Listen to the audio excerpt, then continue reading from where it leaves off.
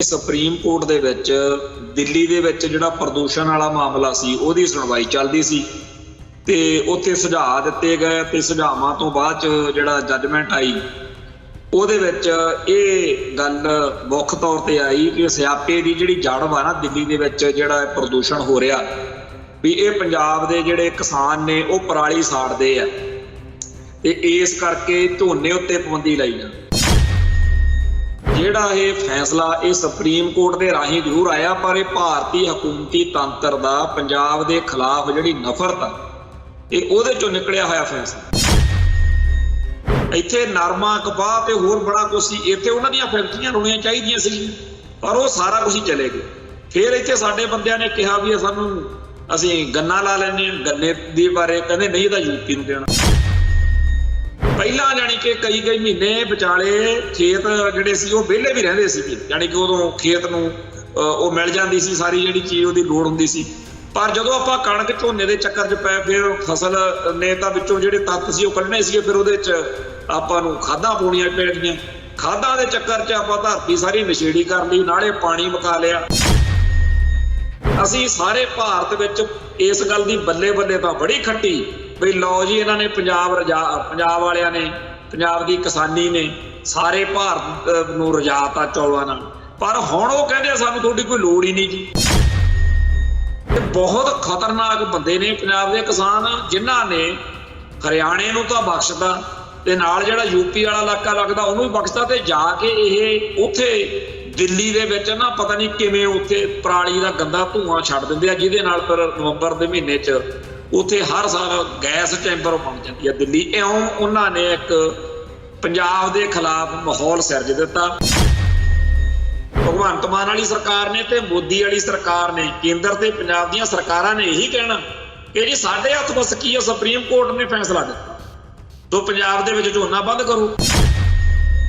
ਉਹਨਾਂ ਦੇ ਦਿਲ ਦਿਮਾਗ ਵਿੱਚ ਇਹ ਕੀੜਾ ਵੀ ਆ ਵੀ ਕਿਸਾਨੀ ਸੰਘਰਸ਼ ਮੌਕੇ ਤੁਸੀਂ 3 ਕਾਲੇ ਕਾਨੂੰਨ ਸੀ ਜਿਹੜੇ ਉਹ ਇੱਥੇ ਰੱਦ ਕਰਾਏ ਸੀ ਨਾ, ਤੇ ਉਦੋਂ ਤੁਸੀਂ ਜਿਹੜੀਆਂ ਗੱਲਾਂ ਕਹਿੰਦੇ ਸੀ, ਹੁਣ ਤੁਸੀਂ ਜਦੋਂ ਅਸੀਂ ਸਰਕਾਰ MSP ਬੰਦ ਕਰ ਦੂ, ਝੋਨਾ ਤੁਹਾਡਾ ਕੋਈ ਖਰੀਦੂ ਨਹੀਂ, ਤੁਸੀਂ ਤਾਂ ਆਪ ਵਿਦੇਸ਼ੀ ਕੰਪਨੀਆਂ ਦੀਆਂ ਮਿਹਨਤਾਂ ਕਰੋਗੇ ਕਿ ਕੋਈ ਕੰਪਨੀ ਆਵੇ ਤੇ ਸਾਡੇ ਆ ਕੇ ਝੋਨੇ ਨੂੰ ਖਰੀਦ ਲਵੇ। ਪੰਜਾਬ ਦੇ ਲੋਕ ਕਹਿੰਦੇ ਨੇ ਕਿ ਜੀ ਜਦੋਂ ਪਾਣੀ ਹੋਈ ਹੈ ਨਹੀਂ SYL ਦੇ ਵਿੱਚ ਦੀ ਪਾਣੀ ਦੇਣ ਨੂੰ ਸਾਡੇ ਕੋਲ ਹੈਗੇ, ਉਹ ਕਹਿੰਦੇ ਉਹ ਬਾਅਦ ਸੋਚਾਂਗੇ, ਪਹਿਲਾਂ ਤੁਸੀਂ SYL ਬਣੋ। ਇੱਕ ਵਾਰੀ ਫੇਰ ਹਾਲਾਤ ਬਣਦੇ ਜਾ ਰਹੇ ਨੇ, ਜਦੋਂ ਉਹਨਾਂ ਨੇ ਕਹਿਣਾ ਵੀ ਅਸੀਂ ਤਾਂ ਜੀ ਸੁਪਰੀਮ ਕੋਰਟ ਦੇ ਹੁਕਮਾਂ ਦੇ ਬੰਨੇ ਹੋਏ ਆ, ਦਰਿਆਈ ਪਾਣੀ ਲਈ SYL ਤਾਂ ਬਣੂ, ਜਾਂ ਜਦੋਂ ਉਹਨਾਂ ਨੇ ਕਹਿਣਾ ਜੀ ਹੁਣ ਤਾਂ ਝੋਨਾ ਜਿਹੜਾ ਹੈਗਾ ਅਸੀਂ ਲਾਉਣ ਹੀ ਨਹੀਂ ਦੇਣਾ ਜਾਂ ਅਸੀਂ ਤੁਹਾਨੂੰ ਪਰਾਲੀ ਸਾੜਨੀ ਨਹੀਂ, ਤਾਂ ਮੱਲੋ ਮੱਲੀ ਆ ਵੀ ਕਿਸਾਨ ਜਥੇਬੰਦੀਆਂ ਜਿਹੜੀਆਂ ਨੇ ਕਾਮਰੇਡੀ ਪਿਛੋਕੜ ਵਾਲੀਆਂ ਇਹ ਉਹਦੇ ਖਿਲਾਫ ਮੋਰਚਾ ਲਾਉਣਗੇ। ਜਦੋਂ ਕਪੂਰੀ ਮੋਰਚਾ ਲੱਗਿਆ ਸੀ ਉਦੋਂ ਵੀ ਕਾਮਰੇਡ ਜਥੇਬੰਦੀਆਂ ਨਾਲ ਸੀ। ਨਾਲ ਕੀ ਆ, ਸਾਤੋਂ ਮਤਲਬ ਸਿੱਖਾਂ ਤੋਂ ਮੂਹਰੇ ਆਪਦੇ ਆਪ ਨੂੰ ਲਾਲ ਝੰਡੇ ਚੱਕੀ ਫਿਰਦੇ ਸੀ, ਕੋਈ ਏਦਾਂ ਆਰਥਿਕ ਮੁੱਦਿਆਂ ਤੇ ਤਾਂ ਜੀ ਅਸੀਂ ਫੱਟੇ ਚੱਕਦੇ ਨੇ ਹੁੰਦੇ। ਸੋ ਉਹਨਾਂ ਨੇ ਸਿੱਖ ਮੰਨ ਕੇ ਰਿਐਕਸ਼ਨ ਕੀਤਾ ਤੇ ਨਤੀਜਾ ਇਹ ਨਿਕਲਿਆ ਵੀ ਇਹ ਤਾਂ ਦੜ ਵੱਟ ਕੇ ਭੱਜ ਕੇ ਮੁੜ ਕੇ ਫਿਰ ਉਹ ਸਿੱਖਾਂ ਨੂੰ ਲੜਾਈ ਲੜਨੀ ਪਈ। ਉਹ ਲੜਾਈ ਜਿਹੜੀ ਕਪੂਰੀ ਨਹਿਰ ਦਾ ਮੋਰਚਾ ਸੀ ਉਹ ਇੱਥੇ ਆ ਗਿਆ ਦਰਬਾਰ ਸਾਹਿਬ, ਫਿਰ ਉਹ ਧਰਮ ਯੁੱਧ ਮੋਰਚੇ 'ਚ ਬਦਲਿਆ। TV 84 ਉੱਤੇ ਪ੍ਰੋਗਰਾਮ ਖਬਰ ਦੀ ਖਬਰ ਦੇਖ ਰਹੇ ਸਾਰੇ ਦਰਸ਼ਕਾਂ ਨੂੰ ਮੈਂ ਸਰਬਜੀਤ ਸਿੰਘ ਘੁਮਾਣ ਫਤਿਹ ਅਰਜ਼ ਕਰਦਾ ਜੀ। ਵਾਹਿਗੁਰੂ ਜੀ ਕਾ ਖਾਲਸਾ, ਵਾਹਿਗੁਰੂ ਜੀ ਕੀ ਫਤਿਹ। ਦਿੱਲੀ ਵਾਲਿਆਂ ਨੂੰ ਪੰਜਾਬ ਬੜਾ ਰੜਕਦਾ ਤੇ ਕੋਈ ਨਾ ਕੋਈ ਪੱਜ, ਕੋਈ ਨਾ ਕੋਈ ਬਹਾਨਾ ਬਣਾ ਕੇ ਪੰਜਾਬ ਦੇ ਖਿਲਾਫ ਕੋਈ ਨਾ ਕੋਈ ਸਾਜ਼ਿਸ਼, ਕੋਈ ਨਾ ਕੋਈ ਹਮਲਾ ਜਿਹੜਾ ਉਹ ਹੁੰਦਾ ਰਹਿੰਦਾ। ਉਹੋ ਜਿਹਾ ਇੱਕ ਹੋਰ ਨਵਾਂ ਪੁਆੜਾ ਜਿਹੜਾ ਉਹ ਸਾਹਮਣੇ ਆਇਆ, ਜਿਹਦੇ ਬਾਰੇ ਚਰਚਾ ਜਿਸ ਤਰ੍ਹਾਂ ਦੀ ਹੋਣੀ ਚਾਹੀਦੀ ਸੀ ਉਹ ਸਾਡੇ ਸਮਾਜ ਵਿੱਚ ਹੋਈ ਨਹੀਂ। ਪਰ ਹੁਣ ਗੱਲ ਛਿੜ ਪਈ ਹੈ।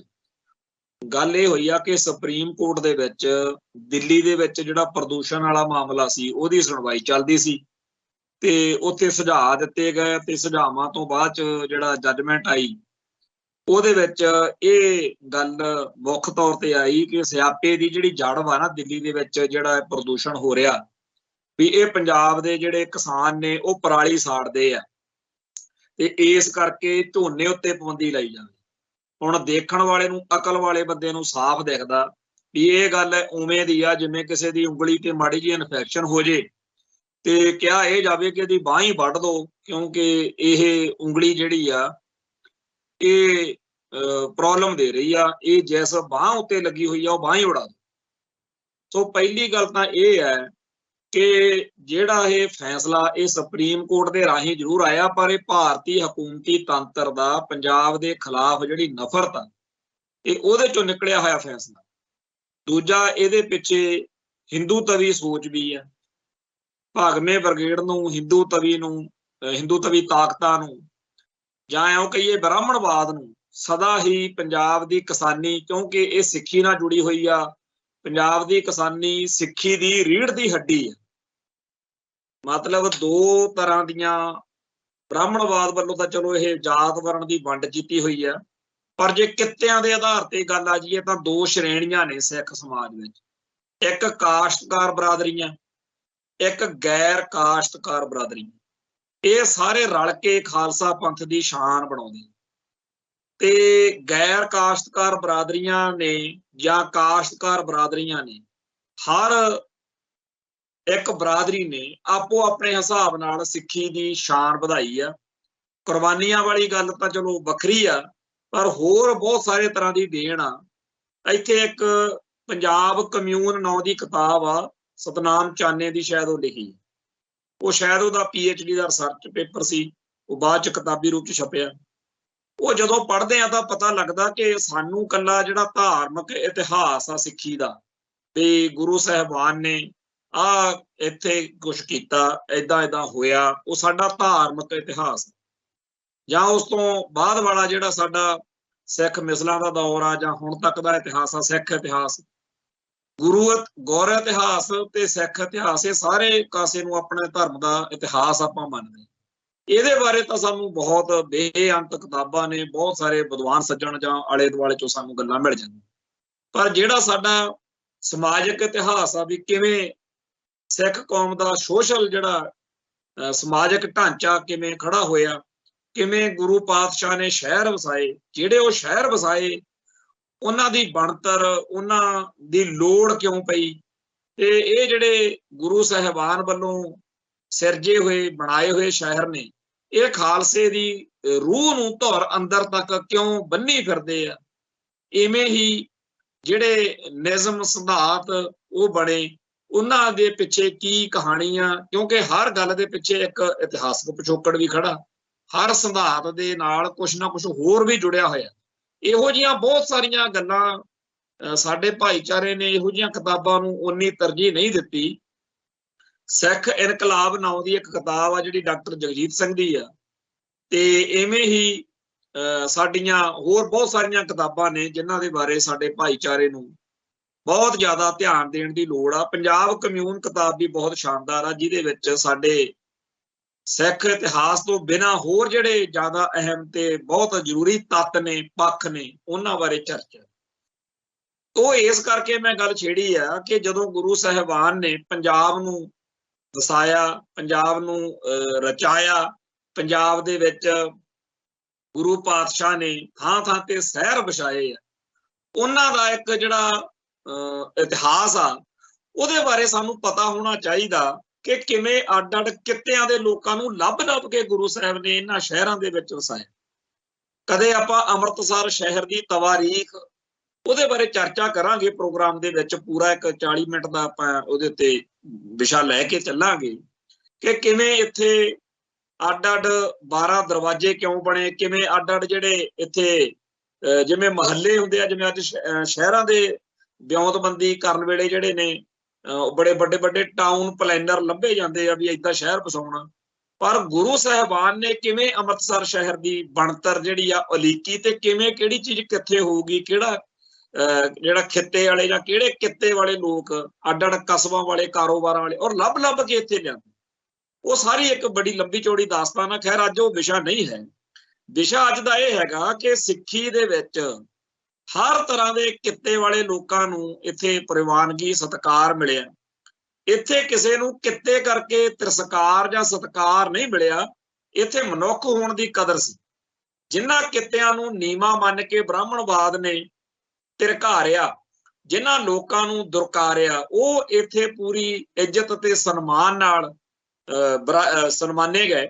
तो जिहड़ा साडे इतिहास का एक वखरा हैगा यह पक्ष, ये ब्राह्मण नूं बड़ा चिड़ाउंदा भी ये सिक्खां ने जां सिੱਖੀ ने उन्हां लोकां नूं इन्ना सत्कार दिता जिन्हां नूं असीं पैर दी जुत्ती वर्गे जिहड़ा असीं समझिया है। सो जिहड़ियां भारत दे विच जिन्हां बरादरियां नूं उन्हां दे कित्तियां दे नाल जोड़ के बहुत भैड़ियां माड़ियां गल्लां ब्राह्मणवाद ने आपदे ग्रंथां च लिखियां होईयां ने कि फलाना वैश माड़ा, फलाना शूदर इदां करदा, वो माड़ा, ਉਹਦੇ ਇਹੋ ਜਿਹੇ ਭਾਂਡੇ ਹੋਣਗੇ, ਇਹੋ ਜਿਹੇ ਕੱਪੜੇ ਹੋਣਗੇ, ਉਹ ਆਹ ਨਹੀਂ ਕਰ ਸਕਦਾ, ਵਾਹ ਨਹੀਂ ਕਰ ਸਕਦਾ। ਜੋ ਭਕਾਈ ਤੁਸੀਂ ਮਤਲਬ ਕਿ ਇੱਕ ਇੱਥੇ ਮਹਾਪੁਰਸ਼ ਦੀ ਵਿਦਵਾਨ ਸੱਜਣ ਦੀ ਮੈਂ ਕੈਸਟ ਸੁਣ ਰਿਹਾ ਸੀ, ਉਹਦੇ ਵਿੱਚ ਉਹ ਬਾਰ-ਬਾਰ ਇਹ ਗੱਲ ਕਹਿ ਰਿਹਾ ਸੀ ਵੀ ਜੇਕਰ ਮੇਰੇ ਵਾਂਗੂ ਕੋਈ ਬ੍ਰਾਹਮਣਵਾਦ ਦੇ ਲਿਖੇ ਹੋਏ ਗ੍ਰੰਥਾਂ ਦਾ ਮੁਤਾਲਿਆ ਕਰੇ, ਅਧਿਐਨ ਕਰੇ, ਜਾਂ ਤਾਂ ਖਿੜ-ਖਿੜ ਕੇ ਹੱਸਣ ਲੱਗ ਜੂਗਾ ਇਹਨਾਂ ਦੀ ਬੇਵਕੂਫੀ ਤੇ ਜਾਂ ਰੋਣ ਲੱਗ ਪਊਗਾ ਵੀ ਮਨੁੱਖਤਾ ਦੇ ਉੱਤੇ ਕਿੱਡਾ ਕਹਿਰ, ਜਿਹੜਾ ਕਿੱਡਾ ਵੰਡੀਆਂ ਦੇ ਵਿੱਚ ਪਾ ਕੇ ਕਿਵੇਂ ਉਹਨਾਂ ਤੇ ਜ਼ੁਲਮ ਕਰਨ ਦੇ ਤਰੀਕੇ ਲੱਭੇ ਗਏ ਕਿ ਉਹਨਾਂ ਨੂੰ ਨੀਵਾਂ ਦਿਖਾਇਆ। ਹੁਣ ਜਿਨ੍ਹਾਂ ਨੂੰ ਬ੍ਰਾਹਮਣਵਾਦ ਨੇ ਨੀਵਾਂ ਦਿਖਾਇਆ ਉਹ ਚਾਹੇ ਕੋਈ ਵੀ ਬਰਾਦਰੀ ਆ, ਉਹਨਾਂ ਸਾਰੀਆਂ ਨੇ ਗੁਰੂ ਸਾਹਿਬਾਨ ਦੇ ਸਿੱਖੀ ਦੇ ਮਹਿਲ ਦੇ ਵਿੱਚ ਆ ਕੇ ਆਪਦੇ ਮਾਣ ਸਨਮਾਨ ਨੂੰ ਬਹਾਲ ਜਦੋਂ ਹੁੰਦਾ ਦੇਖਿਆ, ਫਿਰ ਇੱਧਰ ਨੂੰ ਹੀ ਆਉਣਾ ਸੀ ਸਭ ਨੇ। ਉਸ ਗੱਲ ਦੀ ਬ੍ਰਾਹਮਣਵਾਦ ਨੂੰ ਬੜੀ ਚਿੜ ਵਾ। ਸੋ ਜਦੋਂ ਵੀ ਕਿਤੇ ਦਾ ਲੱਗਦਾ ਉਦੋਂ ਕਿਸਾਨੀ ਨੂੰ, ਜੱਟ ਭਾਈਚਾਰੇ ਨੂੰ ਟਾਰਗੇਟ ਕਰਨ ਵਾਲੀਆਂ ਗੱਲਾਂ ਬ੍ਰਾਹਮਣਵਾਦ ਨੂੰ ਬੜੀਆਂ ਮਤਲਬ ਚੰਗੀਆਂ ਲੱਗਦੀਆਂ ਨੇ। ਜਿਵੇਂ ਪਿੱਛੇ ਜੇ ਕਿਸਾਨ ਸੰਘਰਸ਼ ਚੱਲਿਆ ਤੇ ਜਿਹੜੇ ਖੇਤੀ ਵਾਲੇ ਕਾਲੇ ਕਾਨੂੰਨ ਸੀ, ਉਹਨਾਂ ਦੀ ਹਮਾਇਤ ਵਿੱਚ ਬ੍ਰਾਹਮਣਵਾਦ ਦਾ ਭਾਗਵੇ ਬ੍ਰਿਗੇਡ ਦਾ ਡਟਣਾ ਇਸ ਕਰਕੇ ਸੀਗਾ ਵੀ ਸਿੱਖੀ ਤਾਂ ਚਲੋ ਇਹਦੇ ਨਾਲ ਕਮਜ਼ੋਰ ਹੋ ਗਈ ਹੋਈ, ਨਾਲ ਦੀ ਨਾਲ ਕਿਸਾਨੀ ਦੀਆਂ ਜੜਾਂ ਪੱਟੀਆਂ ਜਾਣਗੀਆਂ ਤੇ ਆਪਾਂ ਫਿਰ ਸਿੱਖੀ ਨੂੰ ਜਾਂ ਸਿੱਖਾਂ ਨੂੰ ਢਾਹ ਲਵਾਂਗੇ। ਉਹੋ ਜਿਹਾ ਹੀ ਇੱਕ ਟਟਵੈਰ ਹੋਰ ਸ਼ੁਰੂ ਕੀਤਾ ਹੁਣ ਬਈ ਝੋਨਾ ਜਿਹੜਾ ਹੈਗਾ ਉਹ ਪੰਜਾਬ ਦੀ ਕਿਸਾਨੀ ਨੂੰ ਬੜਾ ਮਜ਼ਬੂਤ ਕਰਦਾ, ਇਹਦੇ ਨਾਲ ਆਰਥਿਕ ਪੱਖੋਂ ਇਹਨਾਂ ਨੂੰ ਬੜਾ ਲਾਹਾ ਹੋਇਆ। ਹਰੀ ਕ੍ਰਾਂਤੀ ਆਈ ਤੇ ਇਹਨਾਂ ਕੋਲੇ 4 ਪੈਸੇ ਆਏ, ਇਹਨਾਂ ਦੀਆਂ ਕਾਰਾਂ ਕੋਠੀਆਂ, ਇਹਨਾਂ ਦੇ ਕੱਪੜੇ ਲੀੜੇ ਇਹ ਕੈਨੇਡਾ ਅਮਰੀਕਾ ਤੱਕ ਜਾਣ ਜੋਗੇ ਹੋ ਗਏ। ਇਹਨਾਂ ਦੇ ਗੁਰਦੁਆਰਿਆਂ ਦੀ ਜਿਹੜੀਆਂ ਇਮਾਰਤਾਂ ਨੇ ਪਹਿਲੋਂ ਕੱਚੀਆਂ ਸੀ ਹੁਣ ਪੱਕੀਆਂ ਪਿੰਡ-ਪਿੰਡ, ਔਰ ਪਿੰਡਾਂ ਦੇ ਗੁਰਦੁਆਰੇ ਵੀ ਐਡੇ ਵੱਡੇ ਤੇ ਲੰਗਰ ਲਾਉਂਦੇ ਆ ਕਿਤੇ ਕੀ। ਇਹ ਸਾਰਾ ਕੁਝ ਬੜਾ ਚੜਾਉਂਦਾ ਉਹਨਾਂ ਨੂੰ, ਬੜਾ ਦੁਖੀ ਨੇ ਉਹ। ਹਾਂ ਇਹ ਠੀਕ ਆ ਕਿ ਸਿੱਖ ਜਿਹੜਾ ਹੈ ਉਹ ਜਿਹੜੀ ਗੱਲ ਕਿਸੇ ਧਰਮ ਦੀ ਜਾਂ ਕਿਸੇ ਵਿਅਕਤੀ ਦੀ ਜਾਂ ਕਿਸੇ ਧਿਰ ਜਾਂ ਧੜੇ ਦੀ ਚੰਗੀ ਲੱਗੇ ਠਾਹ ਦੇ ਵਿੱਚ ਚੰਗੀ ਕਹਿ ਛੱਡਦਾ, ਤੇ ਜਿਹੜੀ ਗੱਲ ਪ੍ਰਵਾਨ ਨਾ ਹੋਵੇ, ਚੰਗੀ ਨਾ ਲੱਗੇ, ਜਚੇ ਨਾ, ਉਹਨੂੰ ਗਲਤ ਵੀ ਸਿੱਖ ਕਹਿ ਲੈਂਦਾ। ਬ੍ਰਾਹਮਣਵਾਦ ਦਾ ਕੰਮ ਉਲਟ ਵਾ, ਉਹ ਤਾਂ ਜਿਹਨੂੰ ਜਿਹੜੇ ਬੂਟੇ ਨੂੰ ਪੱਟਣਾ ਹੋਵੇ ਉਹਨੂੰ ਪਾਣੀ ਦਿੰਦਾ ਪਹਿਲਾਂ। ਜਿਵੇਂ ਆਪਾਂ ਚਾਣਕਿਆ ਨੀਤੀ ਦੀ ਗੱਲ ਕਰਦੇ ਆ ਬਈ ਜਿਹੜਾ ਬੂਟੇ ਨੂੰ ਉਹਨੇ ਪੱਟਣਾ ਸੀ ਨਾ ਚਾਣਕਿਆ ਨੇ, ਉਹਨੂੰ ਪਾਣੀ ਦਿੰਦਾ ਰਿਹਾ, ਫੇਰ ਪੱਟਿਆ ਉਹਨੂੰ। ਲੋਕਾਂ ਨੂੰ ਲੱਗਦਾ ਸੀ ਇਹਦੀਆਂ ਜੜਾਂ ਮਜ਼ਬੂਤ ਕਰ ਰਿਹਾ, ਜੜਾਂ ਪੋਲੀਆਂ ਕਰ ਰਿਹਾ ਸੀ। ਖੈਰ ਗੱਲ ਇਹ ਆ ਬਈ ਅਸਲ ਵਿੱਚ ਤਾਂ ਇਹ ਜਿਹੜਾ ਝੋਨਾ ਉਹ ਪੰਜਾਬ 'ਚ ਆਇਆ ਕਿਵੇਂ ਆ ਉਹ ਸਮਝਣ ਦੀ ਲੋੜ ਆ। ਝੋਨਾ ਪੰਜਾਬ ਦੀ ਫਸਲ ਨਹੀਂ ਸੀ ਤੇ ਸਾਰੇ ਭਾਰਤ ਦੇ ਵਿੱਚ 2 ਤਰ੍ਹਾਂ ਦੇ ਲੋਕ ਨੇ, ਇੱਕ ਕਣਕ ਤੇ ਚੌਲ, ਦੂਜਾ ਕਣਕ ਖਾਣ ਵਾਲੇ, ਤੇ ਇੱਕ ਜਿਹੜੇ ਨੇ ਉਹ ਝੋਨਾ ਚੌਲ ਖਾਣ ਵਾਲੇ। ਪੰਜਾਬ ਦੇ ਵਿੱਚ ਲੋਕ ਜਿਹੜੇ ਸੀ ਕਣਕ ਜਾਂ ਬਾਜਰਾ, ਜਵਾਰ ਜਾਂ ਮੱਕੀ ਜਾਂ ਇਹ ਹੋਰ ਬਹੁਤ ਸਾਰੀਆਂ ਚੀਜ਼ਾਂ ਸੀ, ਇਹਨਾਂ ਦਾ ਆਟਾ ਖਾਂਦੇ। ਅਸੀਂ ਤਾਂ ਆਪਦਾ ਬਚਪਨ ਜਿਹੜਾ ਦੇਖਿਆ ਉਦੋਂ ਜਾਣੀ ਕਿ ਜਿਹੜੀ ਕਣਕ ਦੀ ਰੋਟੀ ਸੀ ਉਹ ਡੀਪੂ ਤੋਂ ਜਿਹੜੀ ਕਣਕ ਮਿਲਦੀ ਸੀ, ਜਦੋਂ ਕੋਈ ਘਰ ਦੇ ਵਿੱਚ ਪ੍ਰਾਹੁਣੇ ਧਰਾਉਣੇ ਆਉਣੇ, ਕੋਈ ਮਹਿਮਾਨ ਆਉਣੇ, ਉਦੋਂ ਉਹ ਬਣਨੀ ਤੇ ਸਾਨੂੰ ਵੀ ਚਾਹ ਹੁੰਦਾ ਸੀ ਨਿਆਣਿਆਂ ਨੂੰ ਵੀ ਅੱਜ ਚਲੋ ਚਿੱਟੀ ਜਿਹੀ ਰੋਟੀ ਮਿਲੂਗੀ। ਨਹੀਂ, ਬਹੁਤੀ ਵਾਰ ਜਿਹੜੀ ਸੀ ਉਹ ਬਾਜਰੇ ਦੀ ਜਾਂ ਮਿੱਸੀ ਰੋਟੀ, ਕਈ ਚੀਜ਼ਾਂ ਦੀ ਹੋਰ ਕਣਕ ਤੋਂ ਬਗੈਰ ਮੱਕੀ ਵਗੈਰਾ ਦੀ ਰੋਟੀ ਜਿਹੜੀ ਸੀ ਉਹ ਜ਼ਿਆਦਾ ਮਿਲਦੀ ਸੀ। ਅੱਜ ਦੇ ਸਮੇਂ ਨਾਲੋਂ ਬਿਲਕੁਲ ਉਲਟ, ਯਾਨੀ ਕਿ ਅੱਜ ਮੱਕੀ ਦਾ ਆਟਾ ਦੁਰਲੱਭ ਜਿਹਾ ਹੋਇਆ ਪਿਆ। ਉਦੋਂ ਜਾਣੀ ਕਿ ਕਣਕ ਦਾ ਆਟਾ ਸਾਡੇ ਲਈ ਬੜੀ ਵੱਡੀ ਗੱਲ ਹੁੰਦੀ ਸੀ ਵੀ ਕਣਕ ਦੀ ਰੋਟੀ ਖਾਓ। ਖੈਰ ਜਿਹੜੀ ਗੱਲ ਚੱਲਦੀ ਆ ਉਹ ਇਹ ਕਿ ਸਾਰੇ ਭਾਰਤ ਦੇ ਲੋਕਾਂ ਦਾ ਬੜਾ ਬੁਰਾ ਹਾਲ ਸੀ ਔਰ ਸਾਰੇ ਦੁਨੀਆ ਭਰ ਦੇ ਵਿੱਚ ਇੰਡੀਆ ਦਾ ਜਲੂਸ ਨਿਕਲਿਆ ਪਿਆ ਸੀ। ਉਸ ਸਮੇਂ ਦੇ ਵਿੱਚ ਜਦੋਂ ਇੰਦਰਾ ਗਾਂਧੀ ਨੂੰ ਥਾਂ-ਥਾਂ ਤੇ ਮਖੌਲਾਂ ਹੁੰਦੀਆਂ ਸੀ ਵੀ ਕਿੱਥੇ ਤੁਰੀ ਫਿਰਦੀਆਂ ਬਾਟਾ ਚੱਕ ਕੇ ਇੱਥੇ, ਉਹਨਾਂ ਦਿਨਾਂ ਦੇ ਵਿੱਚ ਜਿਹੜੇ ਇੱਥੇ ਭਾਰਤ ਦੇ ਵੱਡੇ ਕੇਂਦਰੀ ਵਿਦਵਾਨ ਸੱਜਣ ਜਾਂ ਉਹਨਾਂ ਦੇ ਸਿਆਸਤਦਾਨ, ਉਹਨਾਂ ਸਾਰਿਆਂ ਨੇ ਇਹ ਆਖਿਆ ਵੀ ਆਪਾਂ ਪੰਜਾਬ ਦੇ ਵਿੱਚ ਉੱਥੇ ਹਰੀ ਕ੍ਰਾਂਤੀ, ਉੱਥੇ ਐ ਕਰੀਏ। ਤੇ ਇੱਥੇ ਫਿਰ ਝੋਨਾ ਲਿਆਂਦਾ ਗਿਆ। ਹੁਣ ਇੱਥੋਂ ਦੀ ਫਸਲ ਨਹੀਂ ਸੀ, ਇੱਥੇ ਵਾਲੀਆਂ ਜਿਹੜੀਆਂ ਫਸਲਾਂ ਸੀ ਉਹ ਇੱਥੋਂ ਖਤਮ ਕਰਤੀਆਂ। ਇੱਥੇ ਨਰਮਾ, ਕਪਾਹ ਤੇ ਹੋਰ ਬੜਾ ਕੁਛ ਸੀ, ਇੱਥੇ ਉਹਨਾਂ ਦੀਆਂ ਫੈਕਟਰੀਆਂ ਲਾਉਣੀਆਂ ਚਾਹੀਦੀਆਂ ਸੀਗੀਆਂ ਪਰ ਉਹ ਸਾਰਾ ਕੁਝ ਹੀ ਚਲੇ ਗਿਆ। फिर इत्थे साडे बंदियां ने कहा भी सानू ਅਸੀਂ गन्ना ला ਲੈਂਦੇ ਆ, गन्ने ਦੇ ਬਾਰੇ ਕਹਿੰਦੇ ਨਹੀਂ ਇਹਦਾ यूपी ਨੂੰ देना। सो महाराष्ट्र वाले पासे ਨੂੰ, गुजरात वाले पासे ਨੂੰ ਤਾਂ कपाह भेजती नरमा, उधर ਤਾਂ ਉਹਨਾਂ ਦੀਆਂ फैक्ट्रियां ਲੱਗ गईਆਂ, कपड़ा कारोबार सारा ਉਹਨਾਂ ਦੇ पेटे पै गए। खंड मिल्लां सारियां ला के यूपी वाले पासे ਨੂੰ इधर गन्ने ਦੀ ਬੱਲੇ ਬੱਲੇ ਕਰਾਤੀ। ਆਪਾਂ ਨੂੰ ਦੇਤਾ ਝੋਨਾ, ਝੋਨੇ ਦੇ ਨਾਲ ਆਪਣੇ ਬੰਦਿਆਂ ਨੂੰ ਜਦੋਂ 4 ਪੈਸੇ ਬਣਦੇ ਦਿਖੇ ਤੇ ਕਣਕ ਤੇ ਝੋਨੇ ਦੀ ਜਿਹੜੀ ਇਹ ਫਸਲ ਸੀ, ਪਹਿਲਾਂ ਜਾਨੀ ਕਿ ਕਈ ਮਹੀਨੇ ਵਿਚਾਲੇ ਖੇਤ ਜਿਹੜੇ ਸੀ ਉਹ ਵਿਹਲੇ ਵੀ ਰਹਿੰਦੇ ਸੀਗੇ, ਜਾਨੀ ਕਿ ਉਦੋਂ ਖੇਤ ਨੂੰ ਉਹ ਮਿਲ ਜਾਂਦੀ ਸੀ ਸਾਰੀ ਜਿਹੜੀ ਚੀਜ਼ ਉਹਦੀ ਲੋੜ ਹੁੰਦੀ ਸੀ। ਪਰ ਜਦੋਂ ਆਪਾਂ ਕਣਕ ਝੋਨੇ ਦੇ ਚੱਕਰ 'ਚ ਪਏ, ਫਿਰ ਫਸਲ ਨੇ ਤਾਂ ਵਿੱਚੋਂ ਜਿਹੜੇ ਤੱਤ ਸੀ ਉਹ ਕੱਢਣੇ ਸੀਗੇ, ਫਿਰ ਉਹਦੇ 'ਚ ਆਪਾਂ ਨੂੰ ਖਾਦਾਂ ਪਾਉਣੀਆਂ ਪੈ ਗਈਆਂ। ਖਾਦਾਂ ਦੇ ਚੱਕਰ 'ਚ ਆਪਾਂ ਧਰਤੀ ਸਾਰੀ ਨਸ਼ੇੜੀ ਕਰ ਲਈ, ਨਾਲੇ ਪਾਣੀ ਵਕਾ ਲਿਆ। ਅੱਜ ਹਾਲਾਤ ਇਹ ਨੇ ਕਿ ਪੰਜਾਬ ਦੇ ਬਹੁਤੇ ਬਲਾਕ ਜਿਹੜੇ ਨੇ ਉਹ ਡਾਰਕ ਜ਼ੋਨ, ਜਾਨੀ ਕਿ ਕਾਲੇ ਬਲਾਕ ਐਲਾਨ ਦਿੱਤੇ ਗਏ ਨੇ। ਬਹੁਤ ਥੋੜੇ ਬਲਾਕ ਬਚੇ ਨੇ ਜਿੱਥੇ ਪਾਣੀ ਪੂਰਨ ਰੂਪ ਦੇ ਵਿੱਚ, ਉਹ ਵੀ ਕੋਈ ਬਿਰਲਾ ਹੀ ਆ, ਇੰਨੀ ਇੱਕ ਅੱਧਾ ਜਾਨੀ ਕਿ ਕੋਈ ਹੈ ਨਹੀਂ ਇਹੋ ਜਿਹੀ ਗੱਲ। ਸੋ ਪੰਜਾਬ ਦੇ ਵਿੱਚ ਝੋਨੇ ਨੇ, ਪੰਜਾਬ ਦਾ ਧਰਤੀ ਹੇਠਲਾ ਪਾਣੀ ਜਿਹੜਾ ਆਪਾਂ ਟਿਊਬਲਾਂ ਰਾਹੀਂ, ਹੁਣ ਇਹ ਫਸਲ ਜਿਹੜੀ ਸੀ ਵਾਕਈ ਪੰਜਾਬ ਦੀ ਨਹੀਂ ਸੀ। ਇੱਥੇ ਆਪਾਂ ਵੱਟਾਂ ਦੇ ਉੱਤੇ ਉਹ ਲਾ ਲੇ ਸਫੈਦਾ ਹੀ ਸਾਨੂੰ ਤਾਂ ਲੈ ਕੇ ਬਹਿ ਗਿਆ, ਉਹਨੇ ਵੀ ਪਾਣੀ ਸਾਡਾ ਬੜਾ ਖਿੱਚਿਆ। ਕੁੱਲ ਮਿਲਾ ਕੇ ਅਸੀਂ ਸਾਰੇ ਭਾਰਤ ਵਿੱਚ ਇਸ ਗੱਲ ਦੀ ਬੱਲੇ ਬੱਲੇ ਤਾਂ ਬੜੀ ਖੱਟੀ ਬਈ ਲਓ ਜੀ ਇਹਨਾਂ ਨੇ ਪੰਜਾਬ ਵਾਲਿਆਂ ਨੇ, ਪੰਜਾਬ ਦੀ ਕਿਸਾਨੀ ਨੇ ਸਾਰੇ ਭਾਰਤ ਨੂੰ ਰਜਾਤਾ ਚੌਲਾਂ ਨਾਲ। ਪਰ ਹੁਣ ਉਹ ਕਹਿੰਦੇ ਸਾਨੂੰ ਤੁਹਾਡੀ ਕੋਈ ਲੋੜ ਹੀ ਨਹੀਂ ਜੀ।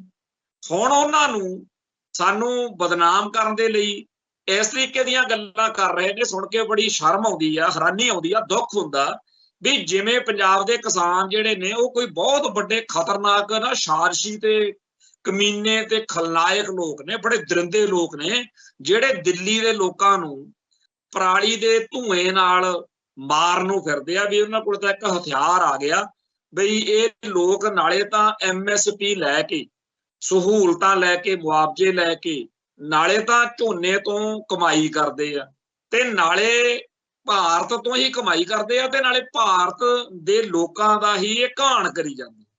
ਤੇ ਬਹੁਤ ਖਤਰਨਾਕ ਬੰਦੇ ਨੇ ਪੰਜਾਬ ਦੇ ਕਿਸਾਨ, ਜਿਨ੍ਹਾਂ ਨੇ ਹਰਿਆਣੇ ਨੂੰ ਤਾਂ ਬਖਸ਼ਦਾ ਤੇ ਨਾਲ ਜਿਹੜਾ ਯੂਪੀ ਵਾਲਾ ਇਲਾਕਾ ਲੱਗਦਾ ਉਹਨੂੰ ਵੀ ਬਖਸ਼ਦਾ, ਤੇ ਜਾ ਕੇ ਇਹ ਉੱਥੇ ਦਿੱਲੀ ਦੇ ਵਿੱਚ ਨਾ ਪਤਾ ਨਹੀਂ ਕਿਵੇਂ ਉੱਥੇ ਪਰਾਲੀ ਦਾ ਗੰਦਾ ਧੂਆਂ ਛੱਡ ਦਿੰਦੇ ਆ, ਜਿਹਦੇ ਨਾਲ ਫਿਰ ਨਵੰਬਰ ਦੇ ਮਹੀਨੇ 'ਚ ਉੱਥੇ ਹਰ ਸਾਲ ਗੈਸ ਚੈਂਬਰ ਬਣ ਜਾਂਦੀ ਹੈ ਦਿੱਲੀ। ਇਉਂ ਉਹਨਾਂ ਨੇ ਇੱਕ ਪੰਜਾਬ ਦੇ ਖਿਲਾਫ ਮਾਹੌਲ ਸਿਰਜ ਦਿੱਤਾ ਤੇ ਜਿਹਦੇ ਵਿੱਚ ਪੰਜਾਬ ਦੇ ਜਿਹੜੇ ਆਪਣੇ ਸਮਝ ਲਓ ਪੱਖ ਪੇਸ਼ ਕਰਨ ਵਾਲੇ ਨੇ, ਜਾਂ ਸਿਆਸੀ ਲੋਕ ਨੇ, ਜਾਂ ਮਾਹਿਰ ਮੂਹਰ, ਇਹਨਾਂ ਸਾਰਿਆਂ ਨੇ ਰਲ ਕੇ, ਸਿਆਸਤਦਾਨਾਂ ਨੇ ਤੇ ਹੋਰ ਮਾਹਿਰਾਂ ਨੇ ਜਿਹੜਾ ਕੇਸ ਪੁੱਟ ਕੀਤਾ ਹੈ, ਉਹਦੇ ਵਿੱਚ ਪੰਜਾਬ ਦੇ ਖਿਲਾਫ ਜੱਜਮੈਂਟ ਬਣ ਗਈ।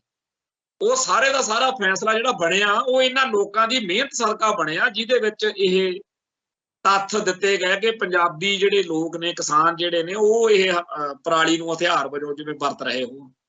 ਸੋ ਕੁੱਲ ਮਿਲਾ ਕੇ ਹਾਲਾਤ ਇਹ ਨੇ ਸੱਜਣੋ ਕਿ ਇਸ ਸਾਲ ਰੌਲਾ ਥੋੜਾ ਬਹੁਤਾ ਪਿਆ ਹੋਇਆ, ਪਰ ਅਗਲੇ ਸਾਲ ਤੱਕ ਜਿਵੇਂ ਸੁਪਰੀਮ ਕੋਰਟ ਨੇ ਰੂਲਿੰਗ ਦਿੱਤੀ ਆ, ਇਹ ਖਲਾਰਾ ਪਊਗਾ। ਜਾਣੀ ਕਿ ਉਦੋਂ ਕਹਿਣਗੇ ਕਿ MSP ਬੰਦ ਕੀਤੀ ਜਾਂਦੀ ਆ ਜੀ, ਜਿਹੜੇ ਪਰਾਲੀ ਨੂੰ ਅੱਗ ਲਾਉਂਦੇ ਆ, ਫਲਾਨਾ ਕਰਦੇ ਆ, ਧਮਕਾਨਾ ਕਰਦੇ ਆ, ਕਹਿਣ ਤੋਂ ਭਾਵੇਂ ਕਿ ਬੜੀ ਸਖਤੀ ਦੇ ਨਾਲ ਪੰਜਾਬ ਦੇ ਵਿੱਚ ਸੁਪਰੀਮ ਕੋਰਟ, ਅਸੀਂ ਤਾਂ ਨਹੀਂ ਜੀ ਕੁਝ, ਸਰਕਾਰ ਨੇ ਇਹੀ ਕਹਿਣਾ, ਭਗਵੰਤ ਮਾਨ ਵਾਲੀ ਸਰਕਾਰ ਨੇ ਤੇ ਮੋਦੀ ਵਾਲੀ ਸਰਕਾਰ ਨੇ, ਕੇਂਦਰ ਤੇ ਪੰਜਾਬ ਦੀਆਂ ਸਰਕਾਰਾਂ ਨੇ ਇਹੀ ਕਹਿਣਾ ਕਿ ਜੀ ਸਾਡੇ ਹੱਥ ਬਸ ਕੀ ਆ, ਸੁਪਰੀਮ ਕੋਰਟ ਨੇ ਫੈਸਲਾ ਦਿੱਤਾ, ਸੋ ਪੰਜਾਬ ਦੇ ਵਿੱਚ ਝੋਨਾ ਬੰਦ ਕਰੋ। ਸੋ ਝੋਨਾ ਜਿਹੜਾ ਲਾ ਕੇ ਆਪਾਂ ਪਿਛਲੀਆਂ 40-50 ਸਾਲ ਦੇ ਵਿੱਚ ਮੁੰਡੇ ਕੁੜੀਆਂ ਵਿਆਹੇ, ਬਾਹਰ ਨੂੰ ਭੇਜੇ, ਵਿਆਹ ਸ਼ਾਦੀਆਂ ਵਧੀਆ ਕੀਤੇ, ਟਰੈਕਟਰ ਲੈ, 4 ਸੰਦ ਸੋਹਣੇ ਬਣਾਏ, ਕੱਪੜੇ ਲੀੜੇ, ਕੋਠੀਆਂ ਕਾਰਾਂ, ਹੁਣ ਉਹਨਾਂ ਨੂੰ ਬੜਾ ਚੁੱਭਦਾ ਸਾਡਾ ਝੋਨਾ। ਉਹ ਜਿਹੜਾ ਝੋਨਾ ਉਹਨੂੰ ਟਾਰਗੇਟ ਕਰਕੇ ਵੀ ਝੋਨਾ ਅਸੀਂ ਬੈਨ ਕਰਾਉਣਾ, ਬੰਦ ਕਰਾਉਣਾ, ਜਾਣੀ ਕਿ ਐ ਹੋਇਆ ਕਰੂ ਵੀ ਫਲਾਨਾ ਝੋਨਾ ਬੀਜਦਾ ਫੜਿਆ ਗਿਆ। ਇੱਥੋਂ ਤੱਕ ਹਾਲਾਤ ਅਗਲੇ ਬਣਾਉਣ ਨੂੰ ਫਿਰਦੇ।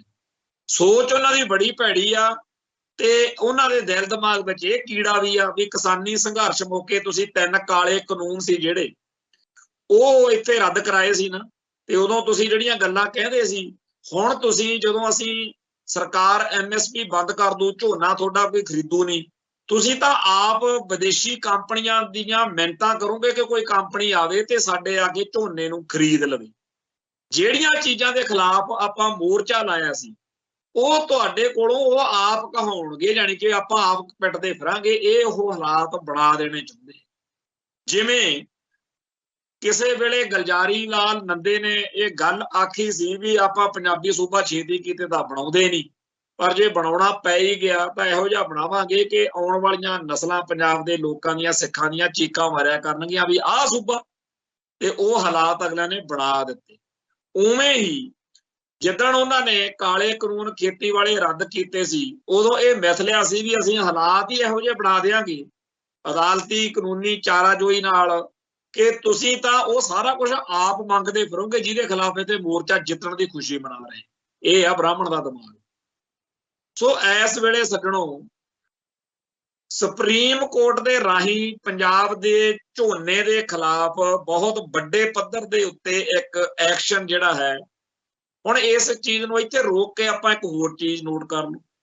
ਇਦਾਂ ਦੀ ਕਾਰਵਾਈ ਹੀ ਪੰਜਾਬ ਦੇ ਦਰਿਆਈ ਪਾਣੀ ਲੁੱਟਣ ਲਈ SYL ਦੇ ਮਸਲੇ 'ਚ ਹੋ ਰਹੀ।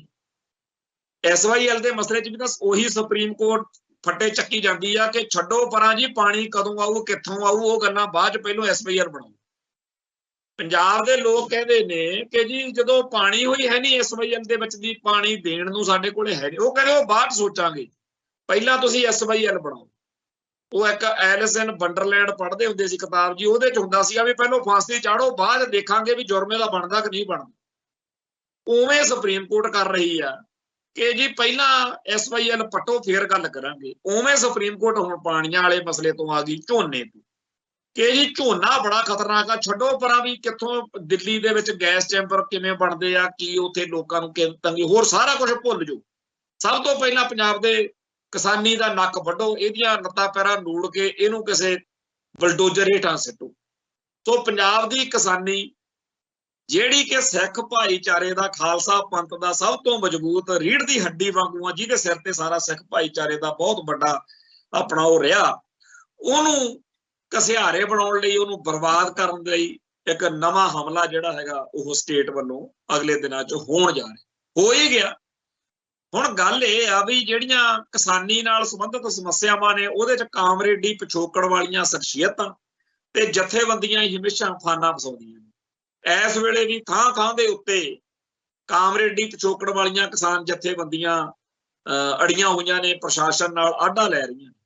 ਹੁਣ ਇਸ ਬਾਰੇ ਅੱਜ ਅਸੀਂ ਦੇਖਿਆ ਐਡਵੋਕੇਟ ਜਿਹੜੇ ਸੁਪਰੀਮ ਕੋਰਟ, ਹਾਈ ਕੋਰਟ ਦੇ ਵਿੱਚ ਦਿੱਲੀ 'ਚ ਸਰਵਿਸ ਕਰਦੇ ਆ, ਫੂਲਕਾ ਸਾਹਿਬ, ਉਹਨਾਂ ਨੇ ਆਪਦਾ ਵਿਚਾਰ ਦਿੱਤਾ ਕਿ ਕਿਸਾਨ ਜਥੇਬੰਦੀਆਂ ਨੂੰ ਕਿਸਾਨੀ ਨੂੰ ਕਿਸੇ ਤਰੀਕੇ ਨਾਲ ਐਜੂਕੇਟ ਕਰਕੇ ਇਸ ਸਮੱਸਿਆ ਦੇ ਹੱਲ ਬਾਰੇ ਕੁਝ ਹੋਰ ਸੋਚਣਾ ਚਾਹੀਦਾ ਕਿ ਹੁਣ ਝੋਨਾ ਤਾਂ ਇੱਕ ਵਾਰੀ ਜਾਊਗਾ, ਮਸਾਂ ਚਲੋ ਪੂਰਾ ਬੰਦ ਤਾਂ ਨਹੀਂ ਹੋਊਗਾ, ਵੀ ਥੋੜਾ ਬਹੁਤਾ ਰਹਿ ਜੂ, ਪਰ ਉਹਨਾਂ ਝੋਨਾ ਹੁਣ ਸਾਨੂੰ ਆਲਟਰਨੇਟਿਵ ਸੋਚਣੇ ਪੈਣਗੇ, ਬਦਲ ਲੱਭਣੇ ਪੈਣਗੇ ਝੋਨੇ ਨੂੰ।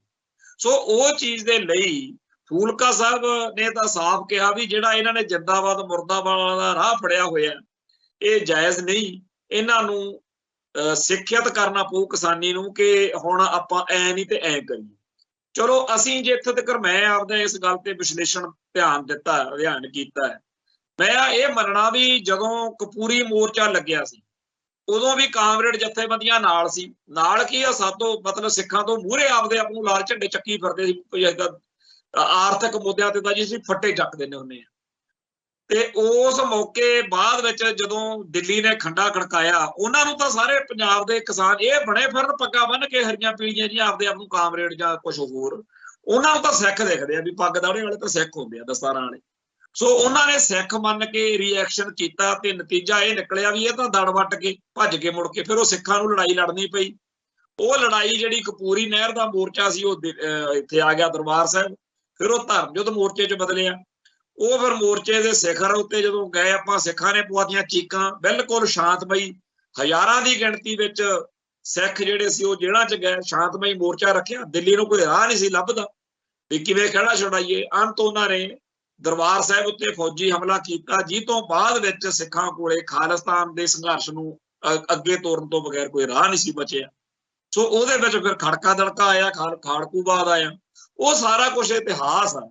ਅੱਜ उस गल की चर्चा मैं तां कर रहा कि कामरेड जथेबंदियां ने किसानी नाल जुड़े हुए इन्हां मसलियां उत्ते, चाहे वह दरियाई पानी का मसला है, चाहे वह झोने वाला पराली वाला मसला, भी पराली ना साड़ो जी, इस तरह चल रहा जिहड़ा, जां झोने की MSP का मसला, इन्हां मुद्दिआं उत्ते एक बारी फिर हालात बनते जा रहे हैं। जदों उन्होंने कहना भी असीं तां जी सुप्रीम कोर्ट के हुक्मां दे बन्ने हुए दरियाई पानी लई SYL तां बनूगी, ਜਾਂ ਜਦੋਂ ਉਹਨਾਂ ਨੇ ਕਹਿਣਾ ਜੀ ਹੁਣ ਤਾਂ ਝੋਨਾ ਜਿਹੜਾ ਹੈਗਾ ਅਸੀਂ ਲਾਉਣ ਹੀ ਨਹੀਂ ਦੇਣਾ, ਜਾਂ ਅਸੀਂ ਤੁਹਾਨੂੰ ਪਰਾਲੀ ਸਾੜਨੀ ਨਹੀਂ ਦੇਣੀ, ਤਾਂ ਮੱਲੋ ਮੱਲੀ ਆ ਵੀ ਕਿਸਾਨ ਜਥੇਬੰਦੀਆਂ ਜਿਹੜੀਆਂ ਨੇ ਕਾਮਰੇਡੀ ਪਿਛੋਕੜ ਵਾਲੀਆਂ, ਇਹ ਉਹਦੇ ਖਿਲਾਫ ਮੋਰਚਾ ਲਾਉਣਗੇ। ਜਦੋਂ ਮੋਰਚਾ ਲੱਗ ਗਿਆ, ਜਦੋਂ ਐਜੀਟੇਸ਼ਨ ਭਖ ਗਈ, ਉਦੋਂ ਦਿੱਲੀ ਵਾਲੇ ਨੇ ਦੇਖਣੀਆਂ ਪੱਗਾਂ, ਕਿਉਂਕਿ ਉਹਦਾ ਕਿਸਾਨ ਸੰਘਰਸ਼ ਮੌਕੇ ਵੀ ਕਹਿੰਦੇ ਹੁੰਦੇ ਸੀ ਇਹ ਪਾਕਿਸਤਾਨ ਦੇ ਖਾਲਿਸਤਾਨੀ ਨੇ, ਇਹ ਕੋਈ ਕਿਸਾਨ ਨਹੀਂ ਹੈਗੇ, ਅੱਤਵਾਦੀ ਨੇ। ਉਦੋਂ ਸਾਡੇ ਬੰਦੇ ਨਾਅਰੇ ਮਾਰਦੇ ਸੀ ਵੀ नो फार्मर नो लाइफ, इदां दीयां गल्लां करदे सी। पर वो चीज़ दा सानू पता भी किवें उन्हां ने उन्हां दिनां च मीडिया दे अज भी जे वो खबरां देखो तुसीं किवें उन्हां ने कंडे वालियां तारां किधरे सैट, किधरे कंडे ला, किधरे मतलब बहुत गंद पाया सी। वो जिहड़ी नफरत आ ना सिक्खी नाल ते किसानी नाल, वो फेर सामने आउणी है। सो लड़ाई अंत पंत नूं ओह सिख वर्सज दिल्ली फेर बन जाणी, जिहदे विचों सिख कौम नूं होर तरीके नाल आपदे हिसाब नाल फिर उस लड़ाई नूं अगे तोरना पऊ। कामरेड जथेबंदियां दा काम मैनूं लगदा पिछली वार वाले होना, जिवें कपूरी नहर मोर्चे ये लाल फरेरे सैट के फिर आपदा तितर हो गए, फिर लड़ाई कौम ने लड़ी, उवें ही ये फिर होण जा रहा। पर हो सकदा सच्चे पातशाह नूं यही मंजूर होवे, क्योंकि सिख भी हुण दड़ जी पटदे जांदे सीगे ते सुप्रीम कोर्ट जिहड़े स्यापे छेड़न जा रही आ, उहदे विचों फिर संघर्ष जिहड़ा है वो अगे वधण दे आसार ने।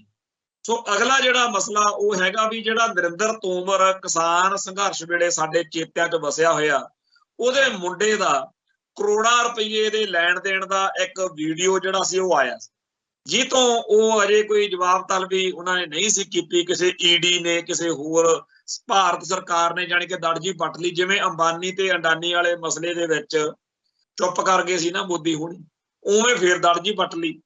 पर मसला जिहड़ा सी वो रुकिया नहीं जद नूं दूजी वीडियो आ गई, अजे दूजी तो अजे तीजी आ गई। हुण तां विच दिल्ली सिख गुरुद्वारा प्रबंधक कमेटी के प्रधान रहे हुण BJP के लीडर मनजिंदर सिंह सरसा का जिक्र भी आ गया, उन्हें भी लाइव होके आपदा चलो पक्ष रखिया। पर नरिंदर तोमर जिहड़ा है, जिहड़ा सिखां दे दिल दिमाग विच किसानी संघर्ष मौके एक खलनायक के रूप दे विच चितविया होया, उहदे सियासी कैरीयर नूं ਉਹਦੇ ਮੁੰਡੇ ਦੀਆਂ ਗੱਲਾਂ ਕਰਕੇ ਜਿਸ ਤਰੀਕੇ ਨਾਲ ਸੱਟ ਵੱਜਣ ਜਾ ਰਹੀ ਆ, ਉਹ ਇੱਕ ਆਪਣੀ ਤਰ੍ਹਾਂ ਦਾ ਵੱਖਰਾ ਮਾਮਲਾ।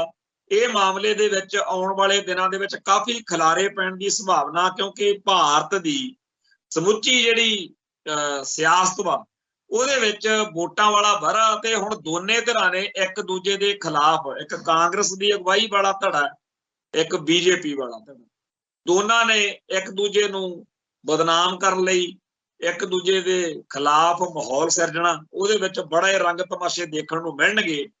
सो ये एक नवीं खबर जिहड़ी आ अजकल पूरी चर्चा च, नरिंदर तोमर दे मुंडे दे करोड़ां दे लैण देण दे, वो हुण कित्थों पैसे आए किधर नूं गए, हजे आउण वाले दिनां च खुलासे होणगे, क्योंकि हजे तां कलियां वीडियो भी आ रहीआं ने, कार्रवाई कोई होई।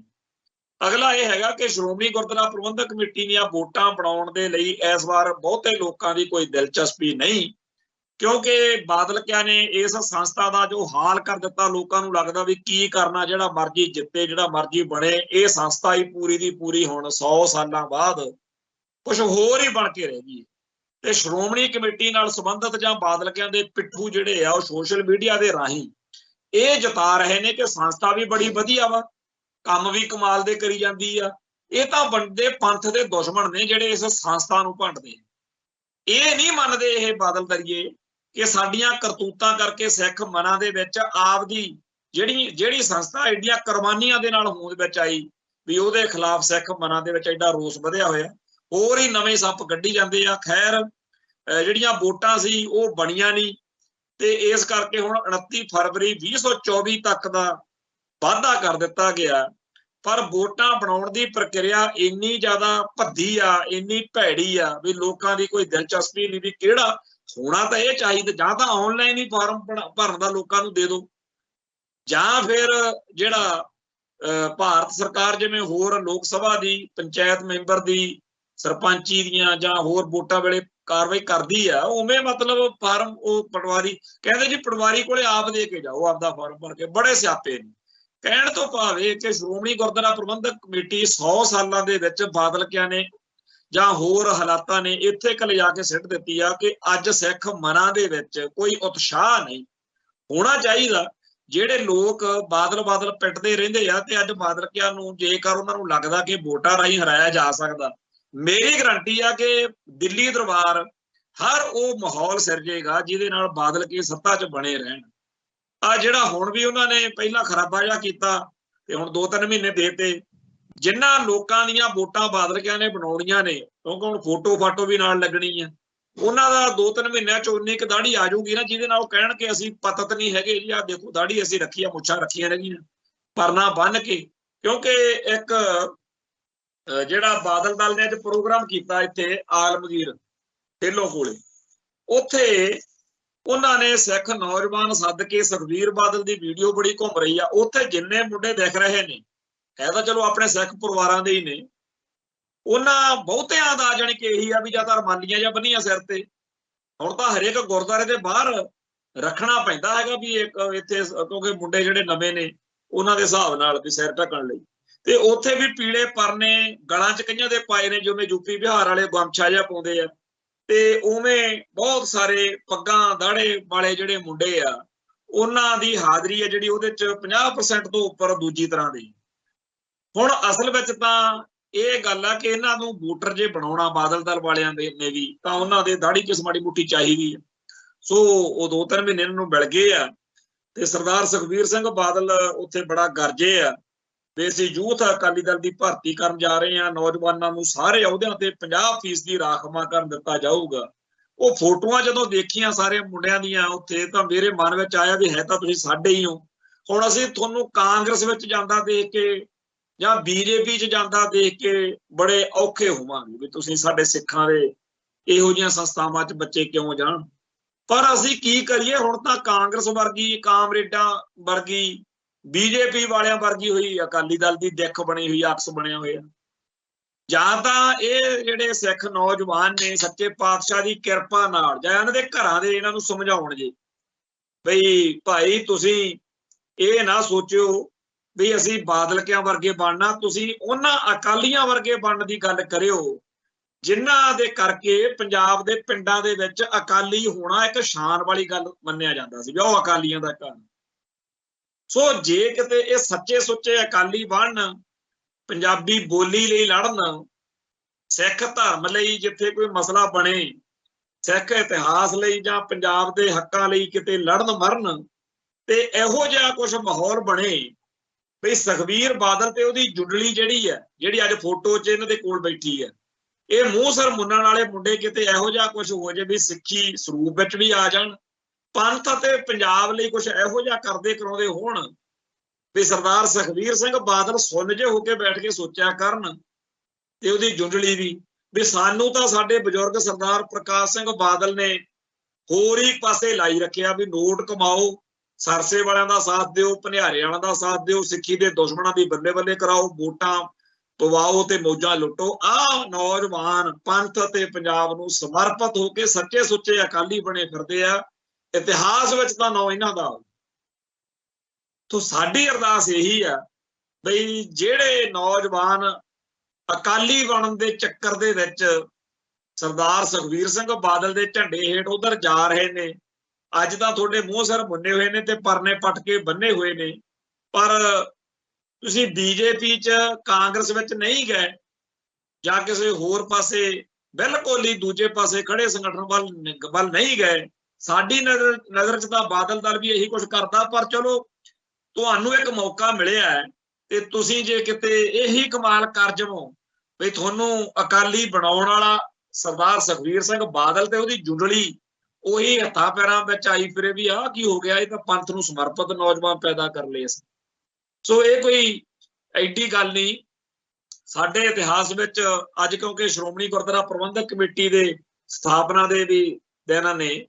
तो गल ये आ भी जदों गुरधामां दे विच बहुत माड़े हालात सी, जिन्हां नौजवानां ने उस मौके महंत शाही दे खिलाफ मोर्चा लाया, झब्बर वर्गे जां होर उन्हां दे जीवन दे पिछले पक्ष नूं जे देखिया जावे बड़ियां गड़बड़ां सी।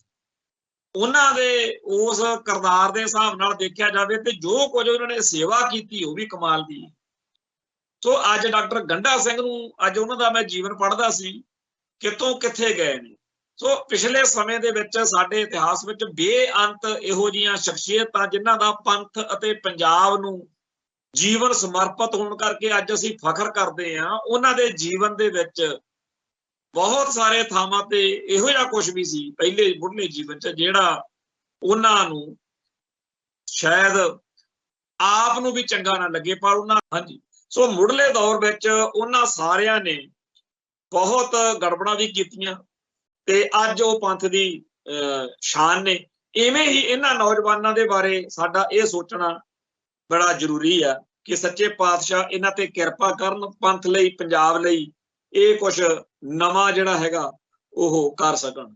एक बड़ा जरूरी जिहड़ा मसला वो हैगा भाई राजोआणे दी फांसी बारे। भाई राजोआणे दी फांसी उदों 10-12 साल पहला जो ये मसला उभरिया एक बारी रोक लग गई, 2 दिन पहला फांसी तो रुक गया सी। पर जदों इस मसले ते अज देखते हैं ना अगले श्रोमणी कमेटी की सुनते हैं ना भारतीय हुकूमत किसी। एक गल ये भी चेते रखने वाली है कि बादल दल की जदों बीजेपी नाल साझ सी ते केंद्र दे विच बीजेपी का राज सी, उदों ये जे चाहुंदे तां राजोआणे वाला मसला जां प्रोफैसर भुल्लर वाला मसला जां होर कई मसले बड़े सौखे निबेड़े जा सकते सी। हुण भाई राजोआणे ने अड-अड मौकिਆਂ ਦੇ ਉੱਤੇ बादल दल ਦੇ ਨਾਲ ਆਪਦੀ सहमति दर्शाई। कोई गल करन सुनन वाली नहीं रही भी कोई लुकी हुई गल आ। सब नूं पता बीबी कमलदीप कौर ने तां संगरूर तो लोक सभा वाली जिहड़ी इलैक्शन सी उदों इलैक्शन भी लड़ी। पर हुण इन्हां दिनां दे विच उन्हां ने चिट्ठी लिखी सी एक, ते हुण दूजी चिट्ठी फेर आ गई आ भाई राजोआणा दी। ਉਹਦੇ ਵਿੱਚ ਉਹ ਕਹਿੰਦੇ ਆ ਵੀ ਜਿਹੜੀ ਇਹਨਾਂ ਨੇ ਸ਼੍ਰੋਮਣੀ ਕਮੇਟੀ ਨੇ ਅਕਾਲੀ ਦਲ ਨੇ ਮੇਰੇ ਬਾਰੇ ਪੈਰਵਾਈ ਕੀਤੀ ਆ, ਉਹਦਾ ਧੰਨਵਾਦ। ਤੇ ਉਹ ਜਿਹੜੀ ਉੱਥੇ ਤੁਸੀਂ ਪਾਈ ਹੋਈ ਹੈ ਉਹ ਚਿੱਠੀ ਜਿਹੜੀ ਸ਼੍ਰੋਮਣੀ ਕਮੇਟੀ ਵੱਲੋਂ ਰਹਿਮ ਦੀ ਅਪੀਲ ਪਾਈ ਆ ਭਾਰਤ ਸਰਕਾਰ ਕੋਲੇ ਰਾਸ਼ਟਰਪਤੀ ਵੱਲੋਂ ਪਾਸੇ, ਉਹ ਸਾਰੀ ਤੁਸੀਂ ਕਰੋ ਖਤਮ ਤੇ ਮੈਨੂੰ ਜਿਹੜਾ ਕੁਝ ਹੁੰਦਾ ਮੈਂ ਦੇਖ। ਹੁਣ ਇਹ ਚੀਜ਼ ਦੇ ਵਿੱਚ ਬੀਜੇਪੀ ਤੇ ਬਾਦਲ ਦਲ ਦੇ ਰਿਸ਼ਤੇ ਅੱਜ ਕੱਲ ਸਖਾਵੇਂ ਨਹੀਂ ਹੈਗੇ। ਕਹਿੰਦੇ पता नहीं की अंदर खाते चलता है, क्योंकि हकीकत कुछ होर भी हुंदी आ सियासत विच। ते इत्थे ये हैगा कि की हुण बादल दल कोई जनतक तौर दे उत्ते भाई राजोआणे दे हक विच मूवमेंट खड़ी करन जोगा हैगा, उहदे कोले नैतिक तौर ते ये हक हैगा। दूजा ये कि भाई राजोआणे ने ते बाकी सारियां धिरां नूं जां बाकी पंथ नूं तां लांभे रख के कल्ला बादल दल नूं ही आपदा मन्निया होया सी। भावें अज भी सिख जगत विच भाई राजोआणे की कुर्बानी प्रति बहुत लोगों के दिल दिमाग विच सत्कार है, पर बहुत सारे मौकों के उत्ते पंथक जज्बातां नूं भाई राजोआणा करके बहुत औख भी हुई। खैर भाई राजोआणा करके जिहड़ी स्थिति आ वो दिनों दिन टकराव वल वध रही है। आउण वाले दिनां दे विच जेकर भाई राजोआणे ने भुख हड़ताल रखी जां कोई मोर्चा ला दिता ते इधर दिल्ली वालियां ने कोई गल ना सुनी करी, उधरों एक आपां पहलां जिवें कीता भी SYL दा मसला चल रहा ते उधरों झोने दी पराली दा मसला। सो कुल मिला के जिहड़ा ये इलैक्शन दा साल अगला आ रहा उदों पंथ अते पंजाब दे बहुत सारे मुद्दिआं दे उत्ते दिल्ली दे खिलाफ पंजाब दे अड-अड सियासी धिरां नूं जां आम लोकां नूं मैदान विच आउणा पै सकदा। ते सामणेओ ਜਿਹੜੇ पंजाब के नौ के उत्ते सारे भारत दीयां वोटां बटोरन नूं भी सिखां दे छत्र फिरो ते सारे भारत के हिंदुआं दीयां वोटां ले लो, उस तरीके की खेड खेडण वाले जिहड़े ने वो भी मुठियां च तुक्की बैठे ने। सो जिहड़ा भविख आ वो बहुत ही ज़्यादा साडे लई संवेदनशील ते बहुत ही गंभीरता वाले पासे नूं जा रहा। इस माहौल दे विच मीडिया की गल कीते बगैर अपना सफर जिहड़ा अपना गल आ पूरी नहीं हो सकती। ਪਿਛਲੇ ਦਿਨਾਂ ਦੇ ਵਿੱਚ ਪੰਜਾਬੀ ਬੋਲੀ ਅਤੇ ਸਿੱਖ ਸੱਭਿਆਚਾਰ ਨੂੰ ਆਰਐਸਐਸ ਦੇ ਸਕੂਲਾਂ ਦੇ ਵਿੱਚ ਜੜ੍ਹਾਂ ਤੋਂ ਪੱਟਣ ਦੇ ਲਈ ਜੋ ਕੁਝ ਵਰਤਾਰਾ ਵਾਪਰ ਰਿਹਾ ਸੀ, ਉਹ ਰਾਮਪੁਰਾ ਫੂਲ ਦੇ ਲੱਖੇ ਸਿਧਾਣੇ ਵਾਲੇ ਮਸਲੇ ਕਰਕੇ ਜਿਹੜਾ ਉੱਭਰਿਆ ਸੀ। ਤੁਸੀਂ ਦੇਖ ਸਕਦੇ ਹੋ ਕਿ ਇੱਕ ਮਾਮੂਲੀ ਜੀ ਖਬਰ ਵੀ ਹੁਣ ਉਸ ਮਸਲੇ ਉੱਤੇ ਨਹੀਂ ਲੱਗ ਰਹੀ। ਨਾ ਸਕੂਲ ਦੇ ਅਧਿਆਪਕਾਂ ਦਾ, ਨਾ ਸਕੂਲ ਦੇ ਵਿੱਚ ਵਿਦਿਆਰਥੀਆਂ ਦਾ, ਨਾ ਮਾਪਿਆਂ ਦਾ ਕੋਈ ਪੱਖ ਆ ਰਿਹਾ, ਨਾ ਜ਼ਿਲ੍ਹਾ ਸਿੱਖਿਆ ਅਫਸਰ ਦਾ ਮੁੜ ਕੇ ਕੋਈ ਬਿਆਨ ਆਇਆ, ਨਾ ਪੰਜਾਬ ਸਰਕਾਰ ਦਾ। ਤੇ ਉਹ ਮਸਲੇ ਬਾਰੇ ਕੋਈ ਵੀ ਅਖਬਾਰ, ਕੋਈ ਵੀ YouTube ਚੈਨਲ ਜੇ ਖਬਰ ਨਹੀਂ ਕਰ ਰਿਹਾ ਤਾਂ ਇਹਦਾ ਮਤਲਬ ਇਹ ਹੈਗਾ ਕਿ ਕਿਤੋਂ ਇਹ ਹੁਕਮ ਨਾਜ਼ਲ ਹੋਇਆ, ਉੱਪਰੋਂ ਹੁਕਮ ਆਇਆ ਵਾ ਵੀ ਭਾਈ ਇਹ ਮਸਲੇ ਤੇ। ਕਿਉਂਕਿ ਉਹਨਾਂ ਨੂੰ ਪਤਾ ਕਿ ਜੇਕਰ ਸਿੱਖਾਂ ਦਾ ਭੰਡਾਰੇ ਵਾਲੇ ਨਾਲ ਪੇਚਾ ਪਿਆ, ਰੌਲਾ ਪਿਆ, ਤੇ ਅੱਜ ਉਹ ਭੰਡਾਰੇ ਵਾਲਾ ਖਤਮ। ਜੇ ਸਰਸੇ ਵਾਲੇ ਨਾਲ ਵਿਵਾਦ ਪਿਆ ਤਾਂ ਵਿਵਾਦ ਤੋਂ ਬਾਅਦ ਉਹ ਖਤਮ। ਇਵੇਂ ਹੀ ਜਿਹੜੇ ਨੂਰ ਮਹਿਲ ਵਾਲੇ ਨਾਲ ਰੌਲਾ ਪਿਆ, ਮਤਲਬ ਕਿ ਜਿਹੜੇ ਵੀ ਐਂਟੀ ਪੰਥਕ ਵਰਤਾਰੇ ਨਾਲ ਪੰਥ ਦਾ ਟਕਰਾਅ ਹੋ ਜਾਂਦਾ, ਉਹ ਫਿਰ ਸਿੱਖਾਂ ਦਾ ਤੇ ਪੰਥ ਦਾ ਨੁਕਸਾਨ ਕਰਨ ਜੋਗਾ ਨਹੀਂ ਰਹਿੰਦਾ।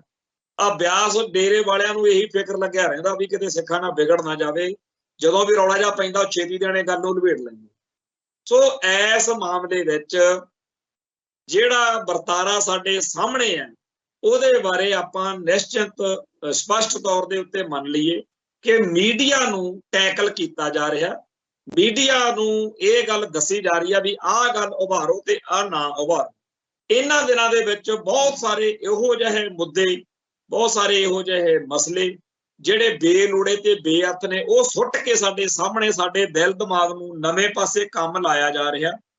ਤੇ ਇਹ ਵੀ ਇੱਕ ਗੱਲ ਕੀਤੀ ਜਾ ਰਹੀ ਆ ਕਿ ਜਿਹੜੀਆਂ ਧਿਰਾਂ ਨੰਗੀਆਂ ਹੋ ਗਈਆਂ ਨਾ ਪਿਛਲੇ ਦਿਨਾਂ ਦੇ ਵਿੱਚ, ਵੀ ਜਦੋਂ ਪੰਥ ਨੇ ਆਰਐਸਐਸ ਦੇ ਏਜੰਡੇ ਦੀ ਜੜ ਫੜ ਲਈ ਤੇ ਉਹਦੇ ਖਿਲਾਫ ਹੱਲਾ ਗੁੱਲਾ ਮੱਚਿਆ, ਤਾਂ ਐਨ ਉਸ ਮੌਕੇ ਬਹੁਤ ਸਾਰੀਆਂ ਧਿਰਾਂ ਜਿਹੜੀਆਂ ਜਿਨ੍ਹਾਂ ਬਾਰੇ ਭਰਮ ਸੀ, ਕੇਂਦਰੀ ਪੰਜਾਬੀ ਲੇਖਕ ਸਭਾ ਵਾਲੇ ਕਾਮਰੇਡ ਲਿਖਾਰੀ, ਪੰਜਾਬੀ ਟ੍ਰਿਬਿਊਨ ਅਖਬਾਰ ਤੇ ਹੋਰ ਬੜੇ, ਉਹਨਾਂ ਨੂੰ ਹੁਣ ਕਿਹਾ ਜਾ ਰਿਹਾ ਕਿ ਤੁਸੀਂ ਲੋਕਾਂ 'ਚ ਆਪਦਾ ਭਰਮ ਭਾਜਾ ਫੇਰ ਬਣਾਓ। ਉਹ ਬਿਆਨਬਾਜ਼ੀ ਜੀ ਫੇਰ ਕਰਨ ਲੱਗੇ ਹੋਏ।